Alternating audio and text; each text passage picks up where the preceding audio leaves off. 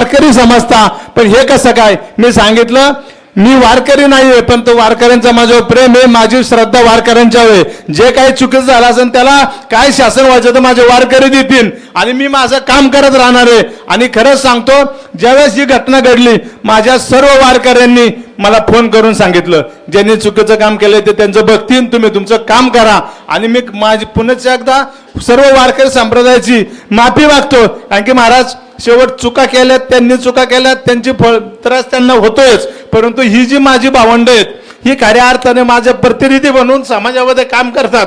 महाराज मला मला वाईट वाटतं या गोष्टीचं की लोक जेवढा व्यवसायाप्रमाणे करतात त्यापेक्षा प्रामाणिक राजकारण शंकर मांडेकर करतो.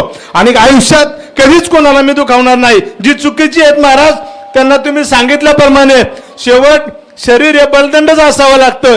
जी चुकीचं काम करतात त्यांना मुळं सगळं उखडून टाकलं पाहिजे, नाही तर समाजाला ती कीड आहे आणि ती कीड भविष्यकाळात नाहीशी करण्यासाठी मी काम करतो. मी कधीच चुकीचं काम केलं नाही आणि वारकरी संप्रदायाला जाहीर सांगतो, मी कधी वारकरी संप्रदायाला कुठेतरी कमीपणा येईल असं काम करणार नाही.